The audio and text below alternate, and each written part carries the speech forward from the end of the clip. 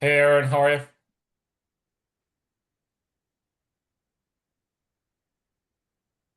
Uh, it's one of those mornings where things that shouldn't be breaking are breaking, and it's like, seriously? It's Yeah. like, I'm here, I'm paying attention because this is Gotcha. also of critical importance, but I'm a little panicky on the back end. Our on-prem Tableau server got shut down incorrectly. We're moving over to the cloud, and all of a sudden everything stopped working. I'm like, yeah, people respond. So I got to reach out to my vendors, like, come on, come on. That's how I am. It's So not great. Gotcha. it's just life. Yeah. And I see Scott is with us. I don't know how long he can stay with us, but Scott, thank you so much for joining. Yeah. Hey Scott. Thanks for having me. Thank you. Hey Chris. Hey there, Jeremiah. I am having some difficulties with my camera. Oh, there we go. Yeah. We see you. My apologies. No, you're good.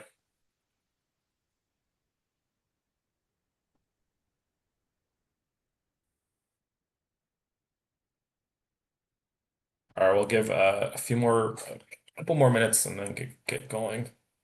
People streaming. Hey Nicole. Hi everyone. Hey Sam. How are you? Hello. Hey.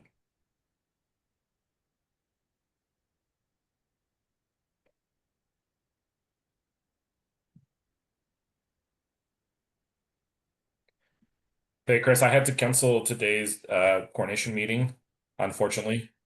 Um, I have a sick kid at home. Not right now, but he will be coming here soon.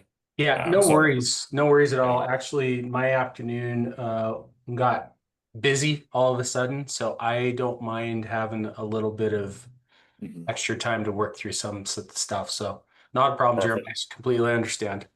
Okay, let me know. I mean, let me know if there's anything that we needed to coordinate immediately just through email. So, hey Charlie, how are you?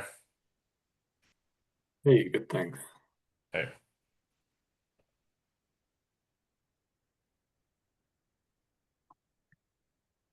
All right, we're gonna get proceeding with the UC Advisory Board meeting for the first one for 2025. So welcome everyone. Our previous meeting was on December 2nd of 2024. Just as a reminder, we have these meetings twice a year. So the first one is at the end of the second quarter, which is this one in June, and then the second one is at the end of the fourth quarter, which is usually in the mid December, so mid or early December. So our next meeting will be again at the end of the fourth quarter, 2025. Are there any questions, comments, or concerns about the minutes from last meeting? Everyone here should have received them. If you did not, I understand we've had some change in personnel and additions and some subtractions from the previous one. So if you did not receive the meeting minutes, please let us know and we will communicate those to you as soon as possible. This mostly applies to the advisory board members and their representatives or the designees. So I'm not hearing any questions, comments, or concerns from last meetings minutes. So I'm going to go ahead and move forward with that. So we'll start with some administrative updates, specifically the SLDS, State Longitudinal Data System 2023 grant for the bridge build out. So just a reminder, again, because we have new people here in this meeting, the project timeline is from October 2023 through September 2027. So we're approaching the midpoint. That September 2025 will be the midpoint for this project. And then we'll have 2 more years after that for continual development and progress of the system. Um, there's obviously some federal impacts due to the new administration and some of the actions that they have taken. So as far as the grant is concerned, previous Department of Education contacts with the UDRC that we have been coordinating historically for a long time, about a decade. None of them are no longer employed with the Department of Education due to sort of what's been occurring at the Department of Education. And so the new Department of Education contact has been established. That was as of March of 2025. And the general guidance that we received, or I should say that USB received and that they've communicated to us. And Aaron, if you want to add any other flavor or context to this, please do so. Is that we are able to, or that USB is going to be able to continue to draw down on grant funds as of May 2025. That was sort of the directive that USB received. And I haven't heard anything different since then. Is that correct, Aaron? You guys haven't received anything since that was provided to you, right? Jeremiah, Aaron put in a message that he had to step away, so Oh, Nicole gotcha. or somebody wants to chime in. Yeah. I believe that is correct. We had a meeting on Friday regarding the grant, and I think that we still have funds to pull down. So I think he'll have to Right. confirm that. Scott's here. He'll be able to. Yeah, sorry. Yeah, I know Aaron stepped away. I can confirm that that's true. However, when they removed the people at the Department of Ed, they took like my rights and Sid's rights to go in and certify. So we're trying to get that reestablished right now. But by all indications, everything's fine. Well, given the considerations of those people. So, but yeah, that you're spot on, Jeremiah. Thank you. Sorry. No problem. Thank you. However, another update on that side of the house is that a state longitudinal data system state support team, which was sort of a third-party vendor that was contracted through this whole SLDS grant, that contract was not extended by the Department of Education, and therefore the state support team is no longer in operation. So AEM, which was the third-party vendor who they had contracted with, that contract is no longer in place. So therefore, AEM has disvested themselves of all work associated with supporting states that currently or have historically had a state longitudinal data system grant. So that means that monthly coordination calls with grant managers will no longer occur. And to be fair, those grant managers don't no longer exist. And then the SLAS Best Practices Conference will no longer exist, which sort of occurred once a year, a convening moment for all individuals in the state longitudinal data system world to come together, sort of share ideas and best practices. And then the periodic topic-specific convenings will no longer occur, which is also unfortunate. One of the most recent topic-specific convenings that they held led to a great outcome here within UDRC, where we initiated a whole new new novel a way to deliver information once it's published, and Brittany will talk more about that when it comes to her time to provide an update on the UX. So there's a lot of sort of loss there when it comes to the state support team, unfortunately. We'll see if anything will sort of percolate through the states coming together potentially to maybe have a shared service model for this type of work. That's sort of kind of what I've been hearing potentially might be the case, but obviously more to come on that as we move forward into the future. So. As far as the project is concerned, we continue development work of the technology, as I mentioned, as it enters second year. And I'll allow Jay to provide a more nuanced update on how we completed, what are we currently working on, and what are we going to be working on in the future as far as technology development is concerned for the bridge. Legal framework, it was placed on pause from January through April 2025. So we received feedback from our data partners here represented that they would prefer to have a pause on that work until the legislative session was completed. So we did that. Thank you so much for that feedback. We really appreciate when we have a collaborative effort on these tasks to ensure efficient outcomes. So as far as where are we at with that work, so DWS and UDOC are in the formalizing stages. So we've been having conversations with both those data partners to discuss sort of everything from context to what the purpose of all of this is, value, and so on. So we're still coordinating with them on that and having those discussions with them. And as far as USB, DHHS, and USHI, we are on the MOU stages with those partners. So we are a little bit further along. We've received verbiage in the case of some of these partners. And for USB and for USHI, we're in the process of writing out that verbiage for the master MOU, which will govern the relationship between us and these data partners in relation to the bridge operation in the future. So further along services and use case definitions, the services are completed, the full list of services is completed, and then use cases is nearing completion. So unfortunately, this has been on me. I have not been able to carve out time to complete those use cases, but I do for next week. So hopefully that will be the case. So any questions, comments, or concerns in relation to Bridge? Where are we at with the project, technology, legal framework, services, and use cases for this team? Okay. Moving on, just an update on the research agenda for 2025-2026. So this is the full process starting in mid-April, where we prioritize internal topics and we review items from the 2024-2025 agenda. In mid-May, which is again completed, we solicited topics from our partners. We received from USB. We were awaiting from UDOC and USHI and DHHS. And then DWS communicated that they will not be sending topics for this year.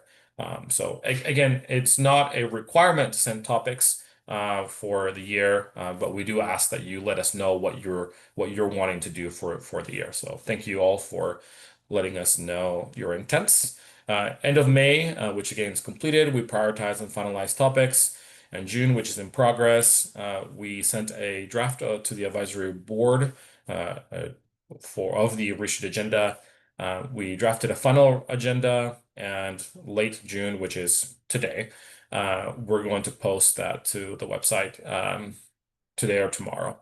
Then we communicate to the legislative committees, which is actually already done. We've completed that step. So we're just waiting for finalization of this by updating the website. So either today or tomorrow. So Ari, I'm sorry to put you in the spot here, Ari, but are we targeting today or tomorrow for that? I believe tomorrow. Okay. Tomorrow, yeah, after peer review of the changes. So Okay, perfect. Thank you. So the 2025-2026 research agenda will be installed and we'll begin work on that in July 1st, so tomorrow. So further along, the initiative updates will include today an update on the cybersecurity incidents plan.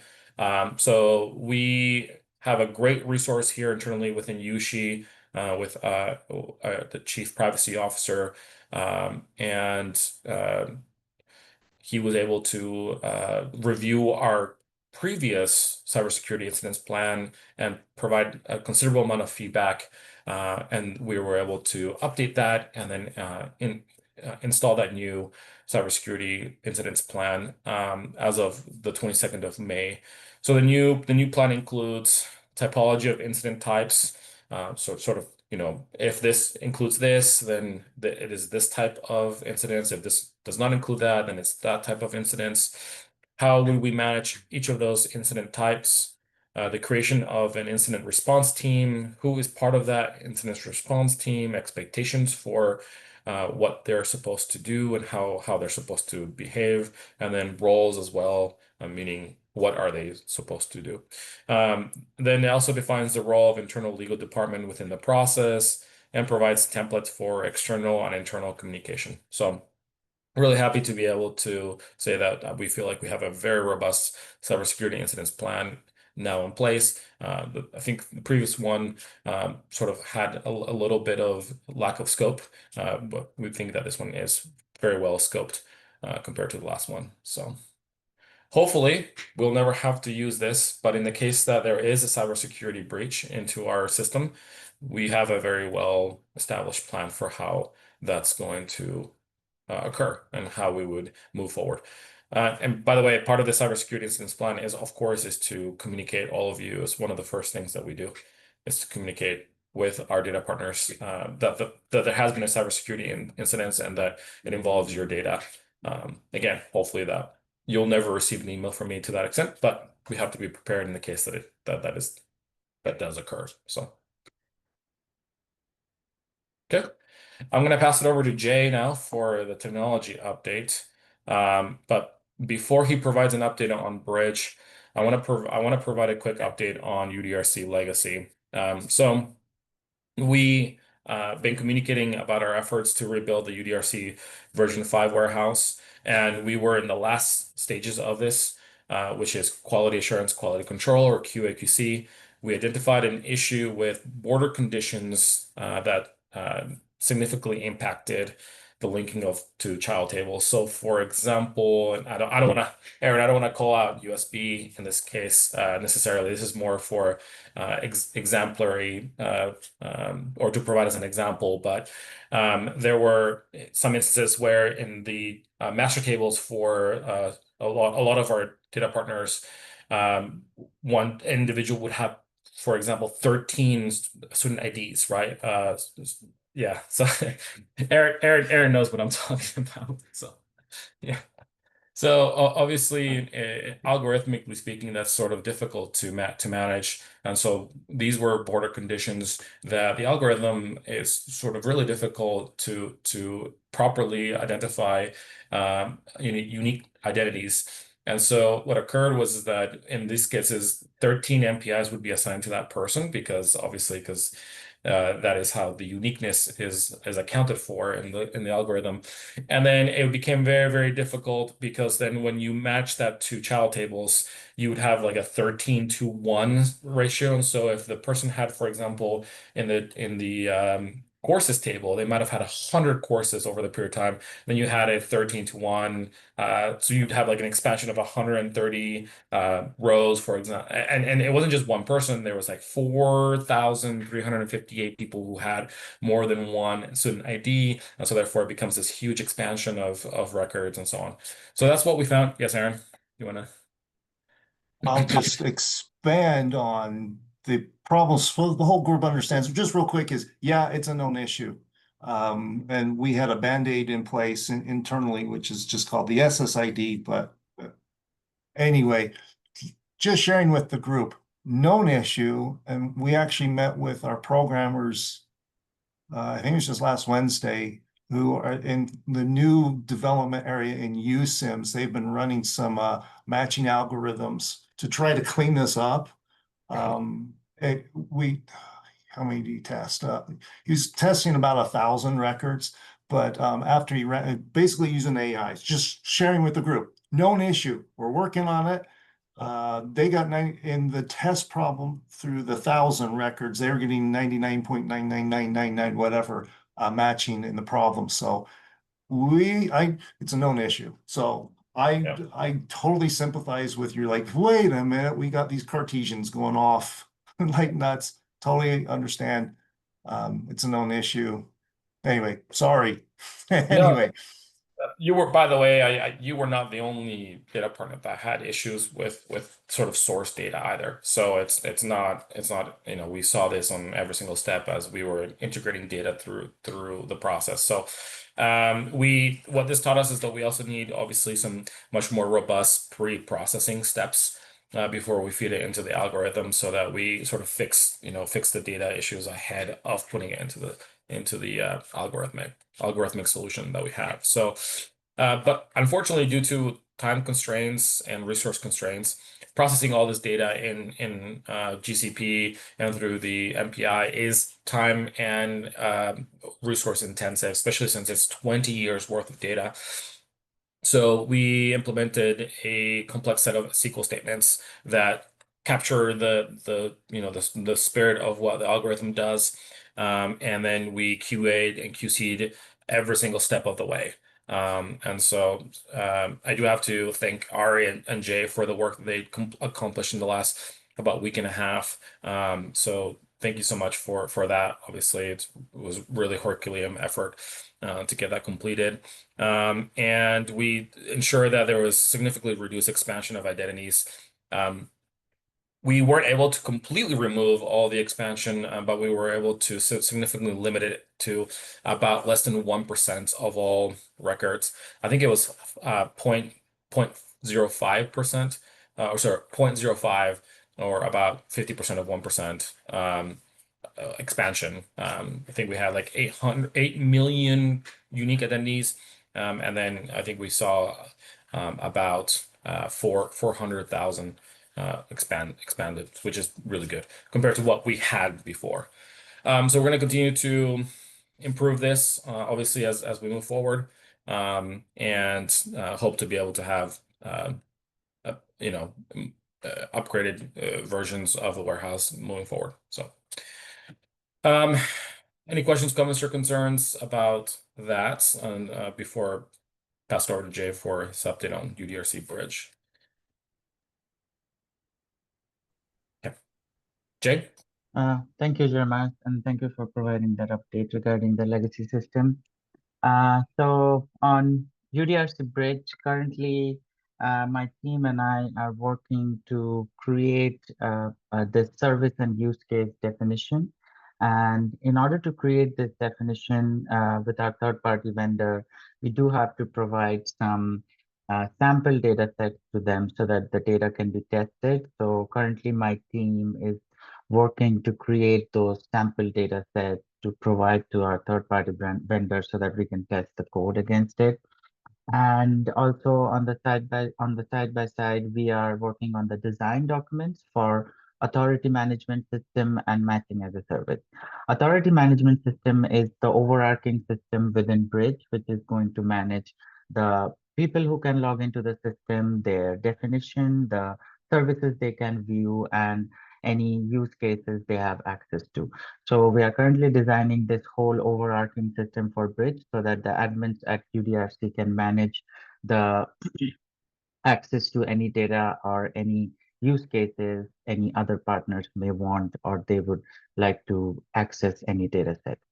And on matching as a service, we are currently at the design phase of this application, and we are also working on the data flow of this diagram so that we can completely define how data is going to be fed into the system and the algorithms can run to match data that has been fed and output the results to the end users.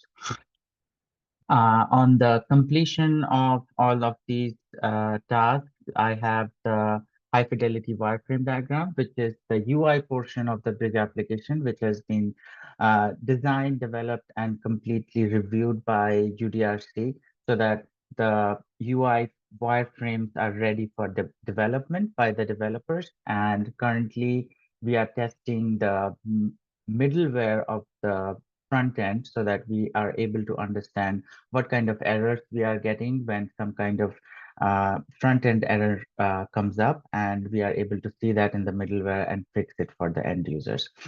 And also on this completion side, we have the design documents, which includes the technical design document for the overall architecture of Bridge, the master person index, which is a newer implementation of the MPI system from UDRC.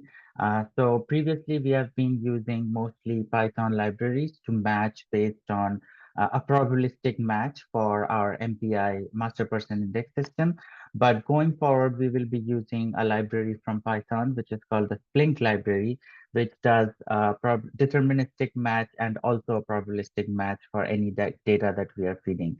And this library is also able to, as Jeremiah has mentioned, pre-process any data sets that we process through the master person index. And so we are expecting a much better output of the master person index when we implement this newer algorithm in the bridge application. Jeremiah, is there a second slide for me? Okay. So any questions from anyone regarding the bridge implementation? Okay. Thank you. Thank you, Jeremiah.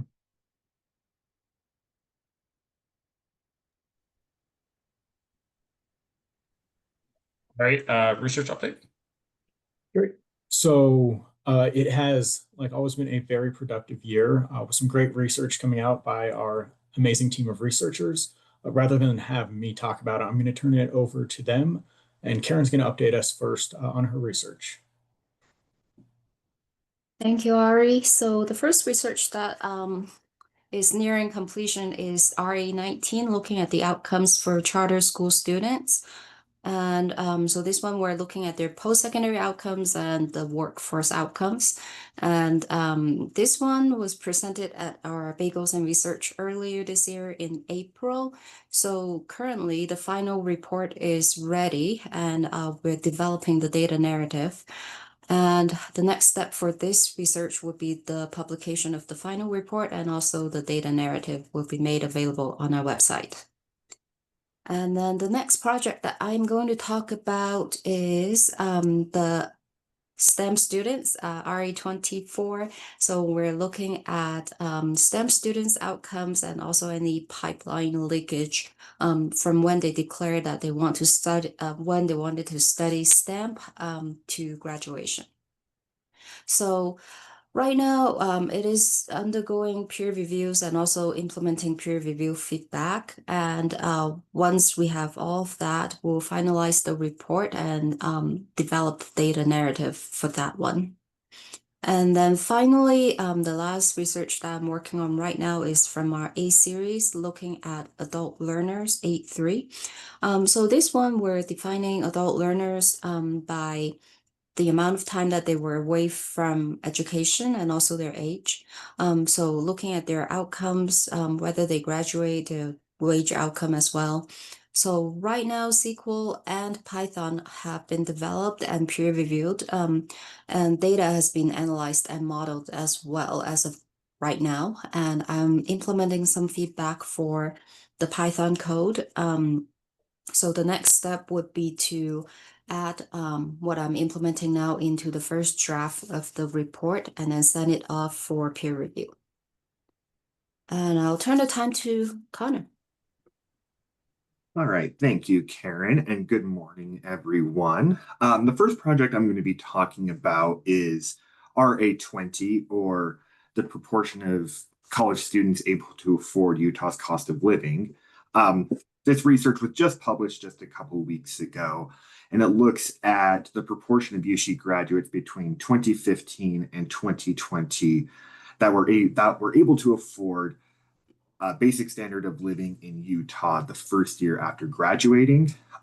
It also goes one step further and implements different household types, including children.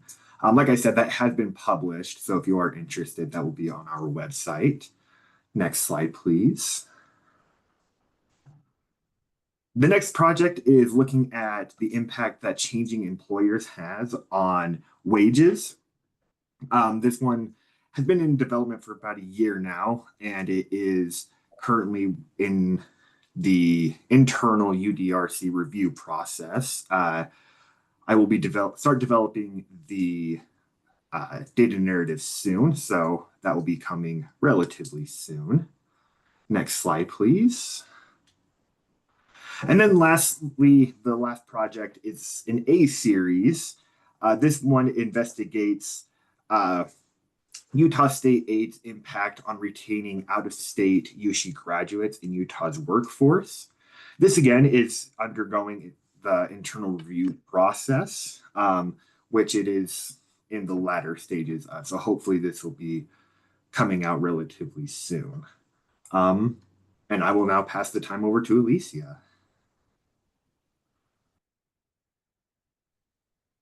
You. So the first one I'm going to talk about is on the nursing pathways. This one has been published since our last meeting. Yeah, both the report and the data narrative have been published, and we also did a webinar that went quite well. Next slide, please. And then similarly for prior learning assessments, this was also published since our last meeting. It also has data narrative on the website and had a webinar back a couple of months ago. Oh, next slide, please.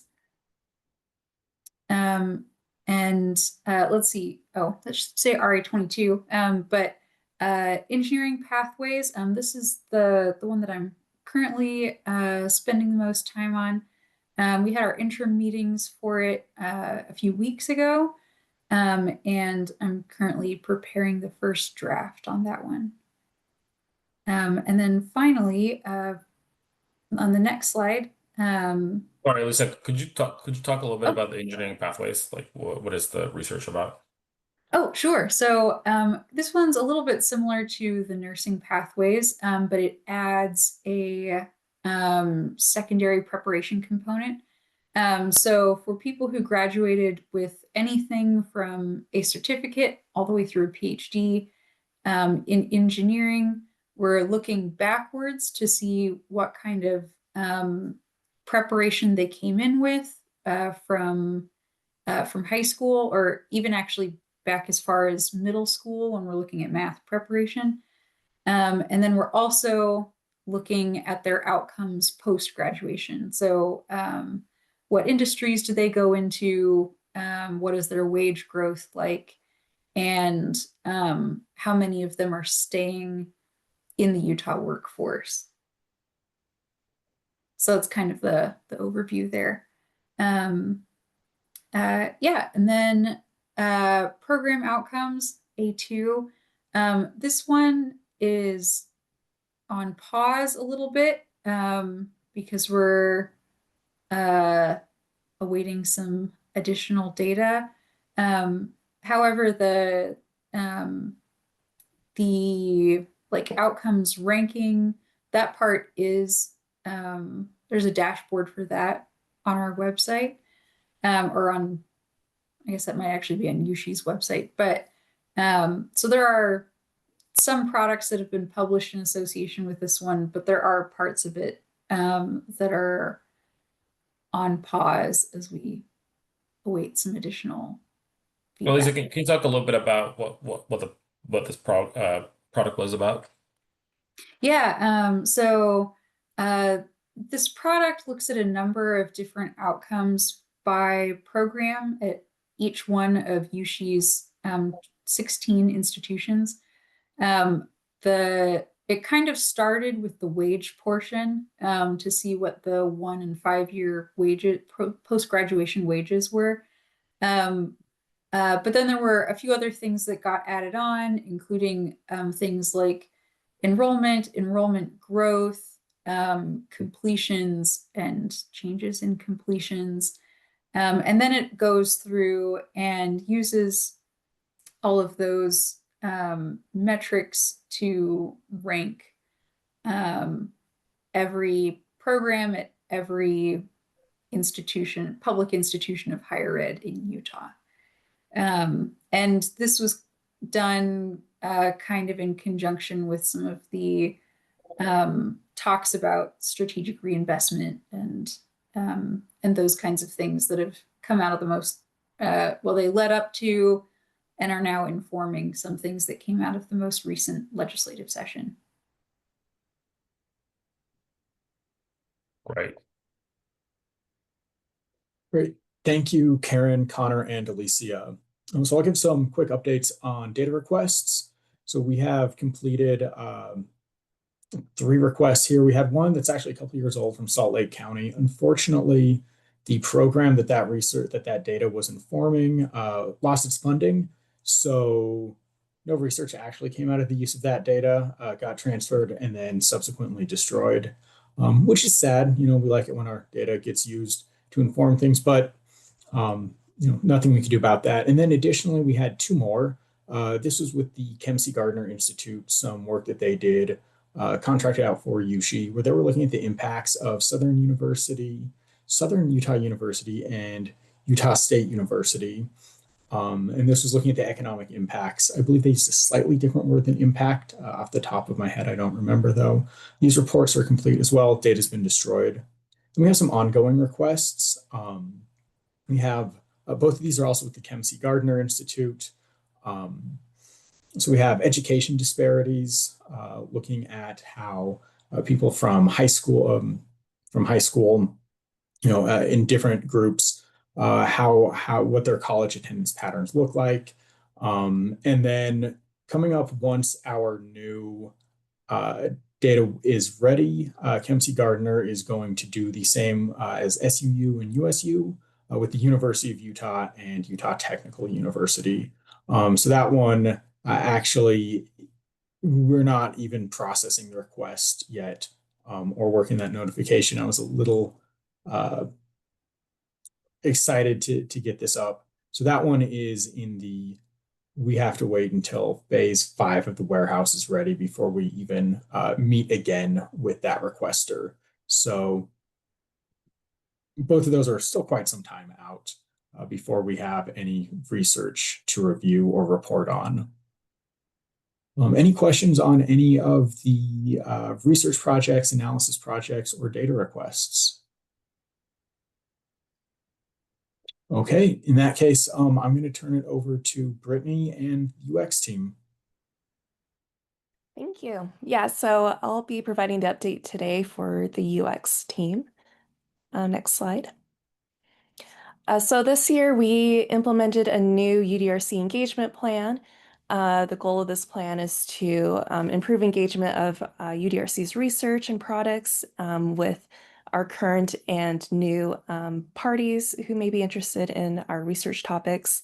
And we wanted to increase the engagement to help policymakers with their policy decisions, and then also just have that information out there publicly to help support the growth of civic-minded Utahns who are interested in this type of research. Inspiration for this plan came from the 2025 SLDS engagement workshop, which was held in early January of this year.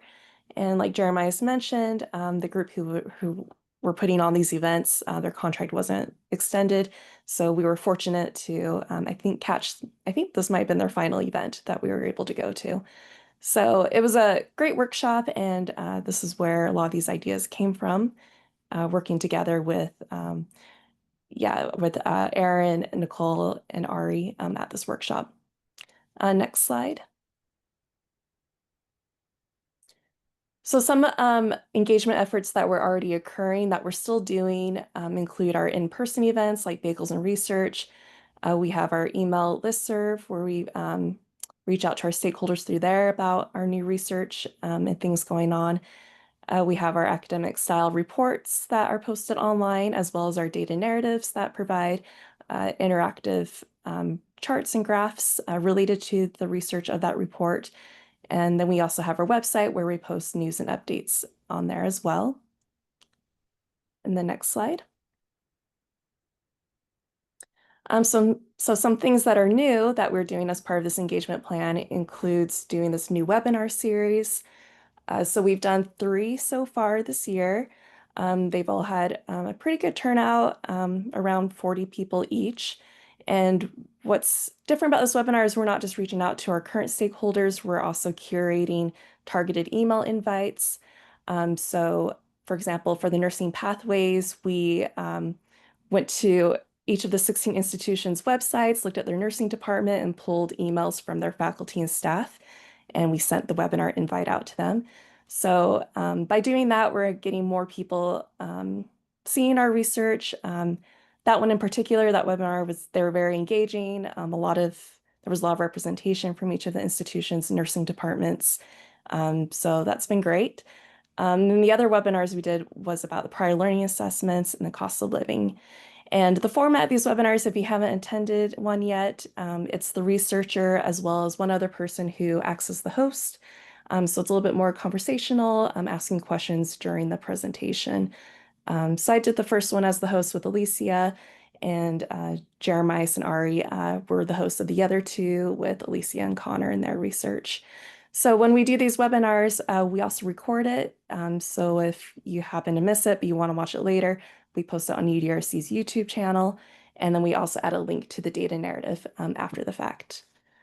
So yes, this is one new thing that we're doing that's officially part of our publishing policy. Along the lines with this, we also published the 3 data narratives with this as well. So once the webinar has happened, the data narrative is live online too. So just want to thank Wei Li for doing the data narratives for prior learning assessments and the nursing pathways. And then the third one is the one I did, which was cost of living. If you could go to the next slide. So this third one, the cost of living, that just came out a few weeks ago. We are using a new data narrative template, and this is the first one to use it. So we built it in Tableau. We also built some of the design elements in Canva and transferred them into Tableau. So some of the static images or designs you see on here, yeah, they're from Canva. We changed it from a scrolling format to a non-scrolling format. So when a user sees this, they don't have to scroll at all. That bottom left blue is the navigation bar. You see in the screenshot there. So when someone clicks on any of those icons, it dynamically changes the content on the right and also adds a chart where that image is. So that's the new format that just came out a few weeks ago officially, and that's what we'll be using for our future data narratives. The next one. So some of the UX projects we have in development currently, we may have more coming in, but as of right now, we're doing the data narrative for charter schools, and we'll be using that new data narrative template I just shared. We're also working on seeing how we can incorporate AI-generated podcast audio recordings where we can feed it the report and it will create a podcast style audio recording for us. We were originally looking at Google Notebook to use this, but we were just reminded of USHI's AI policy. There are certain products that we can't use. So we're just exploring this a little more, but we're hoping to do a feature like this in the future. And if we are able to do it, we'll do it for the charter schools data narrative. And that's it for the UX team. Yeah, Aaron? I just want to comment how good it looks and the quality that you've done. I most of this group's seen it, but I'm just calling it out. Carrie, give her a raise or something. Or Jeremiah, who was ever. They just fantastic job. Again, I was just on the page the other day looking at the work that you did and just was really impressed. So again, just calling out, fantastic job. To this full group, I really appreciate the work that you guys have been doing in enhancing the engagement part of the data. I hope people are paying attention or looking at it like this. It just seems so much more approachable, hopefully for the different audiences. So again, just great job. Thanks, Aaron. I appreciate it. Yeah, thank you so much, Aaron, for that. We really appreciate it. It's one thing when I tell Brittany she does a great job. She just like, yeah, whatever. Yeah, whatever. But it means a lot more when someone else tells her she's done a great job. So it's more meaningful. So thank you, Aaron. So okay, now we move to public comments. I don't believe we have anyone from the public. I mean, technically, everyone who is not part of the advisory board is technically part of the comment or the public side of things. But anyone has any comment, questions, comments, or concerns in relation to what's been presented here today?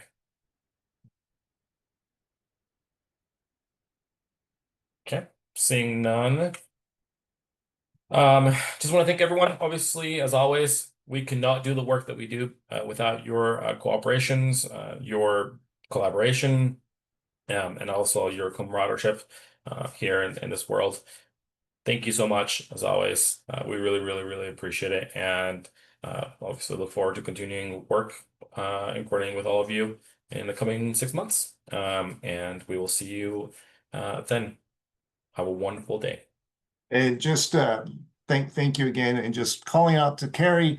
Hey, Carrie, we need to meet, discuss, probably you maybe Scott, maybe I don't know who else, but let's just follow up on some concerns that we want to address. So sometime soon. I'm just saying, put it in your note with your busy schedule to say, hey, let's talk with Aaron with USB. Do some strategic thinking for the future planning. Okay. Yep. Okay, thank you. Gotcha. Thanks. Thanks.